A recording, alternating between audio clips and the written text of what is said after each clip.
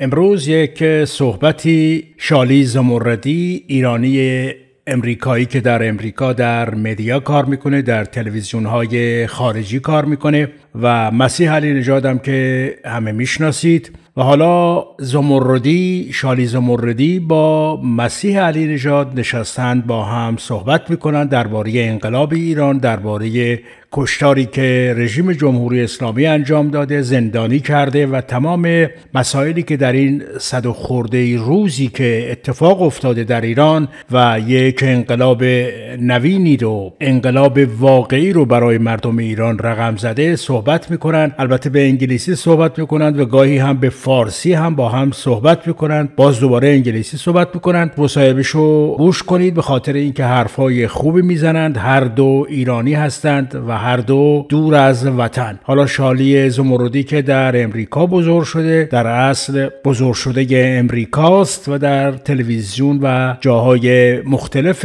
مدیا کار میکنه. مسیح علی نژاد رو دعوت کرده و یک مصاحبه جنجالی با هم دارند. توجه کنید. The revolution in Iran has been going on for a few months now. Thousands have been arrested, hundreds have been killed, including children. One woman has been fighting against the Islamic regime for many years now. She is bold, and some say she is controversial. I sit down with journalist and activist Masih Alinejad to talk about Iran. Masih Jun, I've been waiting for this moment for a really long time. Thank you for accepting and giving me your time, and especially at a time that I haven't seen you sit for 1 minute. You're just moving. I know, and I hope you don't regret, because I see you always full of life, joy, family, and I don't want to ruin your day because I'm having difficult days these days. I think all of us, and I hope we're going to have an amazing conversation. I know we both speak Persian, we speak Farsi, and I asked today to do most of this interview in English because I feel there is a need to further explain what is happening in our home country. Exactly. Actually, it's important because, you know, we Iranians know what's going on in Iran. And my concern is that the world is showing solidarity, which is beautiful, but it's a little bit slow. If we abandon them, just keep talking in Persian and informing each other, it's not going to go anywhere. So it's good. Let's talk in English and get more attention. Yeah, you say this, and I have so many questions for you about your journey and really what you've done over the past decade with Iran. But I often wonder when I sit with many of my American friends and I see people dying, I see children being killed, executions happening, rape, and I'm often looking around going, where is everybody? How is this happening? Oh, Shali. Yeah, it makes me angry. It makes me furious when I see that still women across the globe are not taking to the streets. Imagine it was not Nikah in Iran. Imagine it was not Sarina in Iran. Imagine it was not Kian Pir Falak in Iran. It was in France, Sweden, Germany, here in America. What would have been the reaction of the rest of the world? The world, I mean, you know that, outrage, no? But still, I see that women cutting their hair, which is beautiful, but this is the time that women across the globe should take to the streets, having International Women's March for women of Iran and asking their policymakers to cut their ties with our murderers. Otherwise, listen, just recently, they executed Mohsen. So they started to see the reaction of the rest of the world. If the world is still saying that, okay, we condemn, nothing can happen. Enough of condemnation. Enough of just showing solidarity.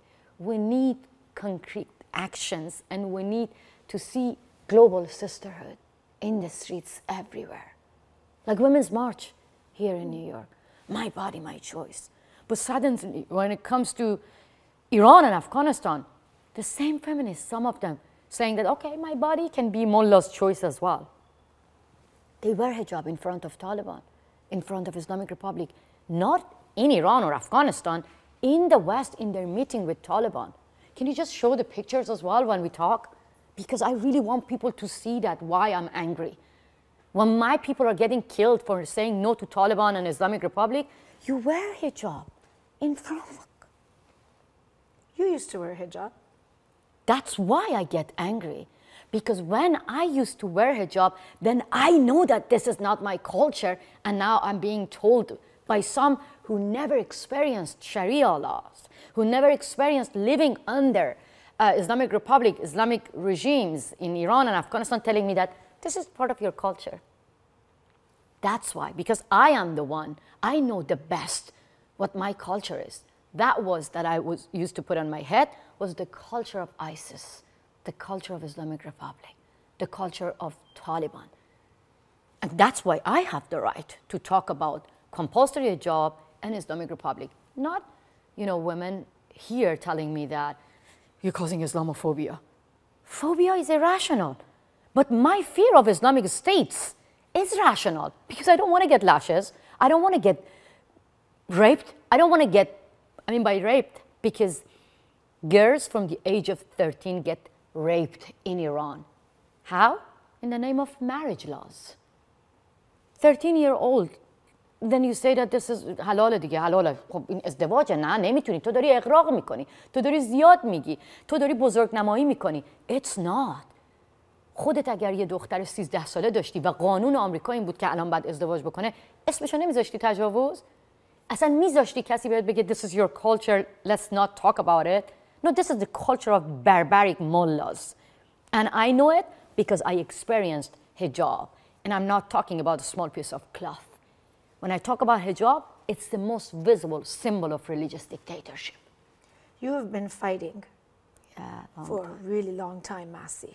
Really long time. And many times it almost seemed like you were fighting alone. Khayli, not me. My beautiful sisters in Iran were sending me videos to me, like Yasaman, Sabah. And I'm going to now tell you about the loneliness. They were practicing their civil disobedience in the streets, saying that we don't want hijab to be forced on us. It means we don't want Islamic Republic. Clearly they were saying, وقتی ما میگیم نه به حجاب اجباری یعنی نه به جمهوری اسلامی. You can see all these videos on my page. And I was the target of some of the left liberals, activists here who never have the experience to grow up in Islamic Republic telling me, shh, marda, the men, like in academia, telling me that, American agent, you became too westernized. No, I'm just echoing the voice of Iranian women inside and I'm just publishing their videos. And then another argument, no, but you're putting them in danger. So they were putting the burden on my shoulder by saying that, don't you feel guilty? Miles away from Iran, you're publishing the videos of Sabah and Yasaman, and now they are in prison. Guess what? Immediately when the Iranian regime sentenced Sabah to 24 years prison sentence, Sabah's mother take to the streets. احمدی هستم مادر صبا پررفشاری دختر 20 ساله‌ای که محکوم شد به 24 سال حبس. Saying that now I am the voice of my daughter, and she sent the video to me. Immediately when Yasaman got arrested, Yasaman's mother took to the streets in front of court. Actually, you have to show this video because she actually called ترانه علی دوستی. خانم ترانه علی دوستی، آیا شما حاضر هستید برای یک بار هم که شده برای همین حجاب اجباری؟ She asked Mahnaz Afshar, she asked many female athletes that where are you? I'm here in front of court. I'm the voice of my daughter. I'm the voice of workers. I'm the voice of Iranian people. Join me. So you see, they were the lonely soldiers in the streets. I was the lonely soldier outside Iran, echoing their voice and being the target of those losers telling that you're American agent. No, I'm not American agent. My sisters in Iran not American agent because we have agency and we know what we want. That's why now I feel empowered when I see that finally Sabah, Yasaman, they won the battle because now many people are hearing their voices. They were right. Did they win the battle? Do you consider that they have won the battle? Of course.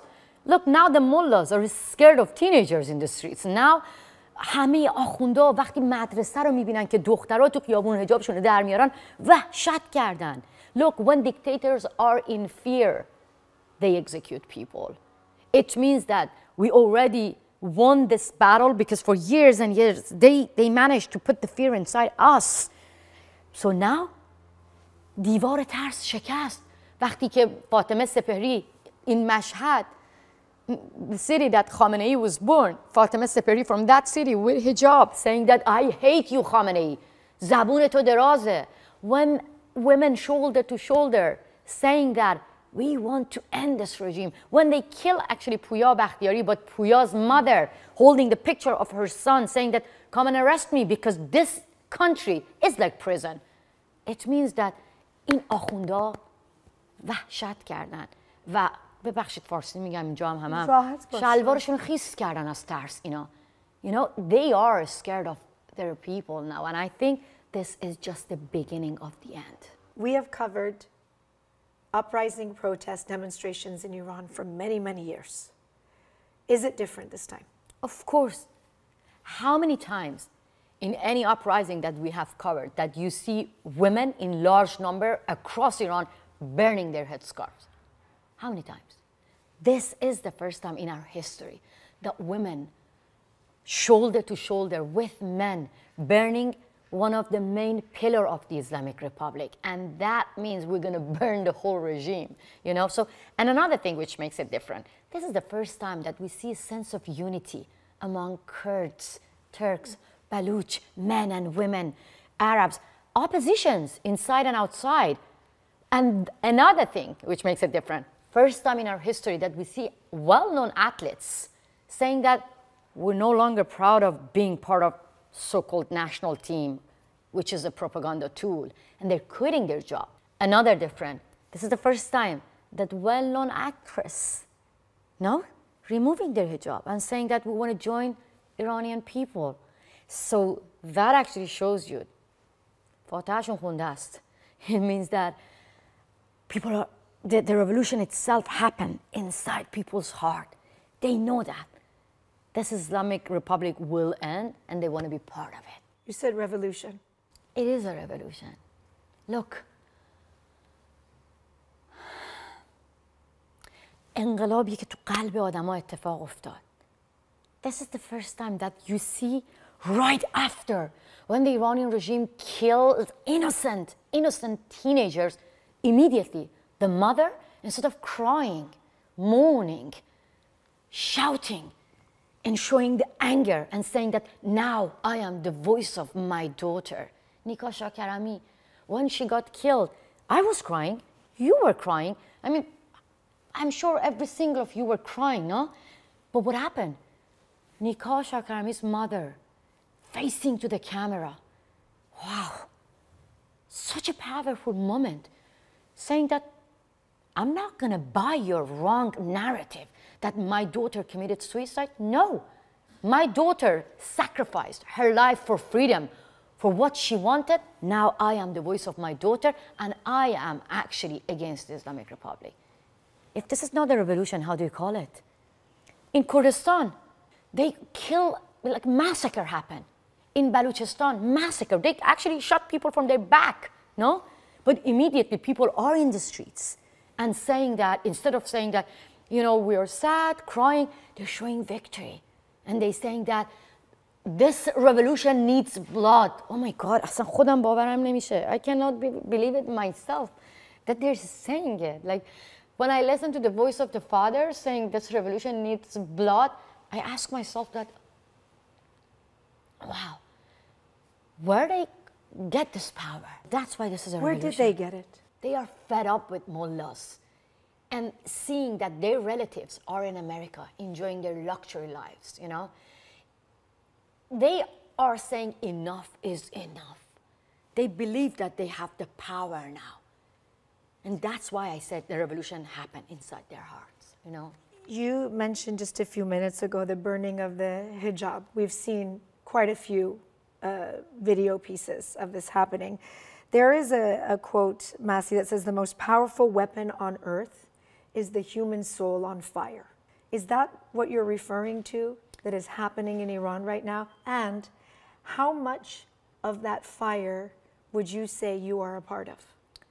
بذار همین اول اینو بگم. Let's just say that. I am part of it. Every single woman part of it. Every single man who join us now part of it. It's not just me. It's not just one person. We're all together in this battle. But of course, I'm so happy that finally I made all those losers blaming me, denying what I was saying. Now they are paying attention and repeating our words. Because 3 years ago at Stanford University, I said that the next revolution will be led by women. People were mocking me. But now, women are in front line. And for years and years, I have been saying that, hey, مردای ایرانی, why you go to stadium? You remember I was saying, men, why you accept that your 7-year-old daughters go to school with hijab? اینقدر براتون عادی نباشه. Don't get used to it. And people were like, oh, این زنه دیوونه است. This woman is crazy. I mean, this is just, we have so many bigger problems. But now men actually standing in front and saying that I sacrifice my life for my sisters. You stay back. You stay behind. And they, with open arm, they walking towards security forces, man.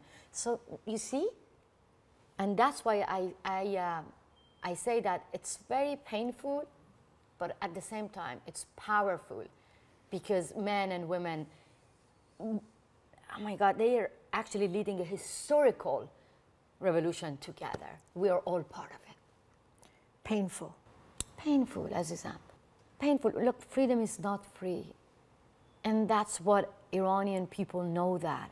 And teaching the rest of the world that we are paying huge price. And you have to listen to us because this is not just for us Iranians. It's painful, but we're trying to protect the rest of the world from one of the most dangerous and barbaric regime. It's protecting democracy. It's not for just Iranian people. Look, Islamic Republic is everywhere in region. Iraq, Syria, now in the heart of Europe, in Ukraine, sending drones to Putin to kill innocent Ukrainians.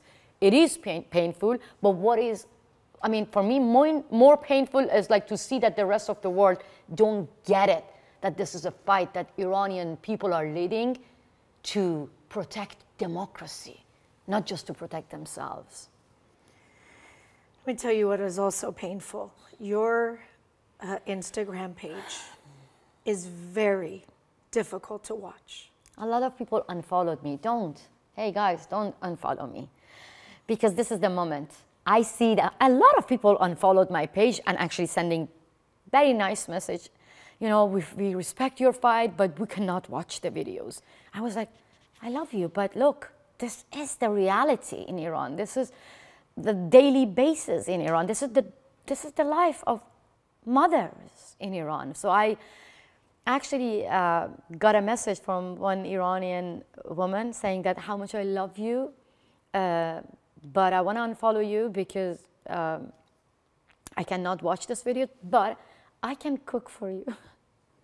And I was like, it's beautiful being that honest, but it hurts when people unfollow me and stay away from like people like me and saying that I don't want to even see you because I have family members in Iran and I don't want to put them in danger. I was like, wait a minute. Now Iranians are risking their lives, facing guns and bullets. This is the time. You have to say, forget about Qurme Sabzi, forget about having family members. Cut your ties with your family members. And here outside Iran, you have freedom, you have social media, you have a lot of power. Use it.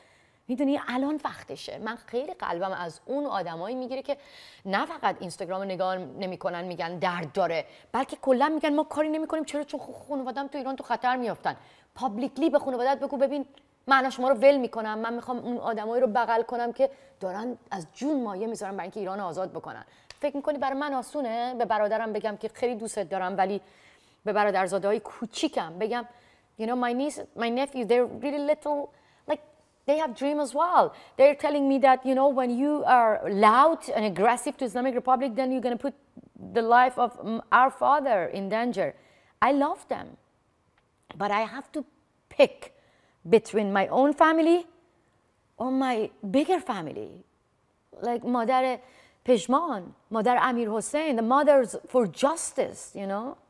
So that is painful when I see that some still outside Iran are not willing to pick Iran rather than their own benefits, which we're getting there, Slowly. Maybe it's the sounds of the mothers crying. We just saw one. Mohsen Shekari's mother.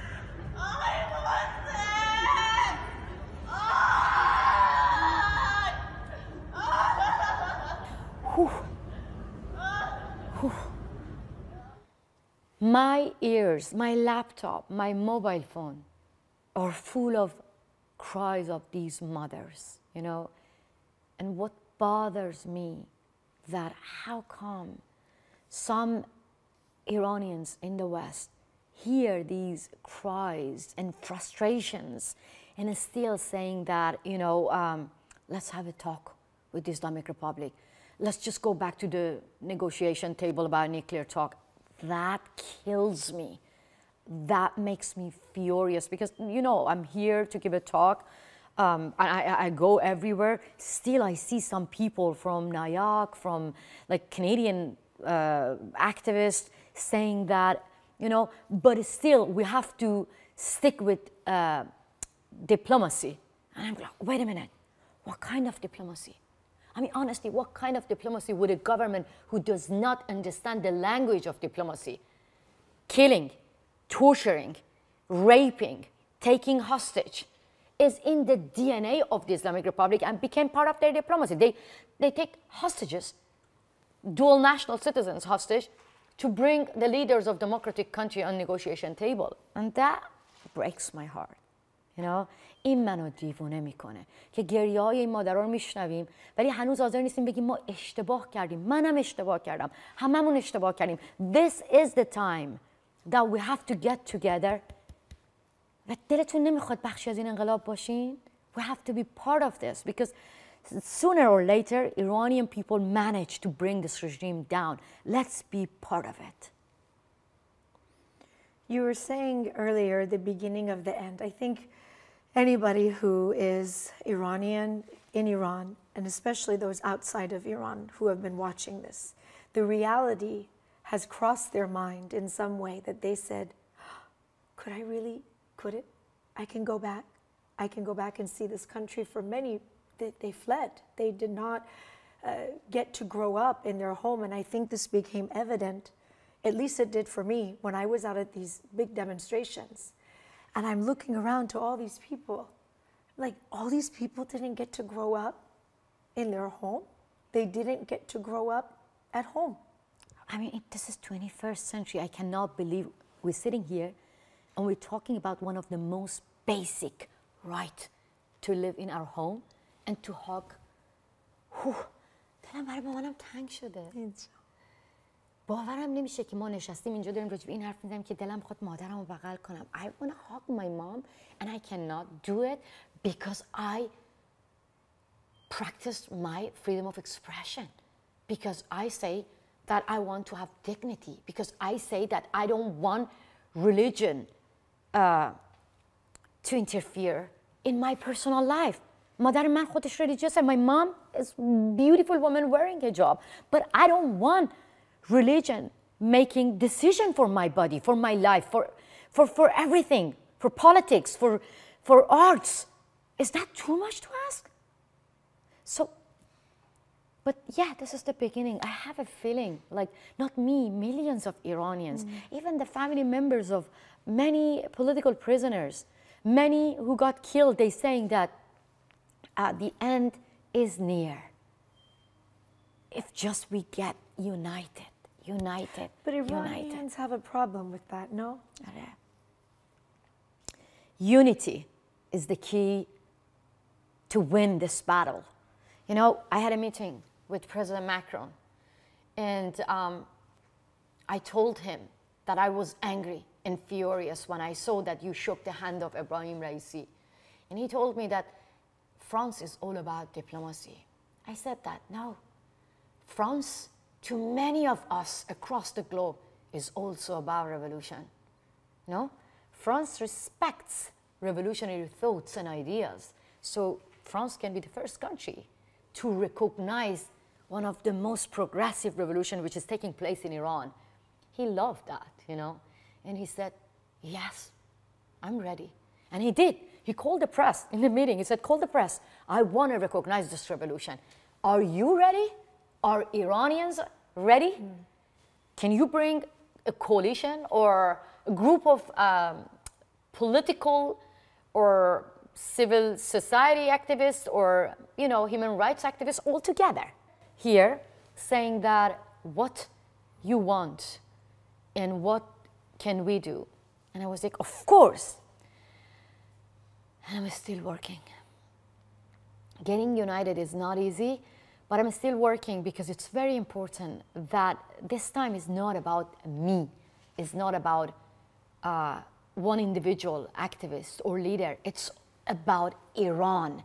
And if we don't get united, believe me, the leaders of democratic countries are ready to negotiate to anyone who have organizations or better sense of understanding of, okay, this is the time we have to get united. They can go after Nayak, they can go after reformists, they can go after MEK, they can go after, this is the time that we have to get united, not taking like the leadership of the revolution, no, just representing a front line of a political group and saying that this is the end and the leaders of G7 must kick out the Islamic Republic diplomats. You know, we signed 1 million signatures. We asked the leaders of G7 to do it. Now the leaders of G7 want to talk about this, want to negotiate about this. And President Macron is one of them. Or we all said that the leaders of democratic countries must recall their ambassadors, no? We cannot just use Twitter and ask them. We have to go and meet with them. میدونی؟ من فکر می‌کنم برای اینکه ما از یک کشور زخمی اومدیم همیشه ما رو جدا کردن مثل جزیره‌های سرگردان و ما به هم دیگه اعتماد نداریم، شک داریم، میترسیم از با هم بودن. الان نباید بترسیم، برای اینکه الان هر روز دارن آدم‌ها رو میکشن. Every single day that we miss to get united and go and force the leaders of democratic countries to understand that they have to get rid of the Islamic Republic, more people get killed in Iran. So I have hope. You know, the Islamic Republic got everything from us, but not hope. Let's be hopeful. We're going to get united. Last time I spoke to you, I asked you, I said, Masi Jun, is Iran ever going to change? What did I say last time? You said yes. همیشه امید دارم. You said yes. همیشه. Look. What kills the Islamic Republic is that we believe in our path and we have hope. You know, for years and years and years, I have been saying that that we're going to win this battle if you trust women. You have a lot of fans. You also have a lot of people that are very critical of you and they're very angry. You know, I posted a picture of you and I together when I had the opportunity to meet you a few years ago. And there was so much rage. Why are you standing next to Masi? Where is that coming from? Why are they so angry? Can I be honest with you? I really don't have time to pay attention to those who hates me. I really don't have time because look, people in Iran, they face guns and bullets. حالا 4 تا فوشم به من بدن, it's okay. That's why I never pay attention to those who bully me, who harass me, who attack me, because I know maybe I do a lot of mistakes. I learn from that. I pay attention to criticism, but I don't have time to pay attention to those who دماغمو ایراد میگیرن. نمیدونم why you supported reformists years ago, why you're the agent of America, why you're supporting met with Secretary Pompeo, why. I don't have time for that because I strongly believe that this is their goal because they want to get your attention to bullies. And if I focus on that, then do I have time to echo the voice of Iranian mothers? Every single day when you go to my Instagram page, I interview mothers for justice. I interview I publish the videos of women for 8 years. But if I pay attention to those who bully me, I don't have time for that. I know what I want, and it's okay. I cannot make everyone happy. If I do that, it means that I'm not loyal to the truth. That's it. What is it like for you, Masi, right now? After all the work that you've done, do you have these moments at night? I'm assuming you don't sleep very much. No. When you're in your quiet moments and you see the movement now and what's happening, you're meeting with the President of France. People know who you are. You are all over the media speaking about what's happening in Iran. There are hundreds of thousands of people all over the world now mobilizing, calling for an end to this regime. You're not alone. There are a lot of people that share the sentiment now. What is that like for you after everything that you've been through?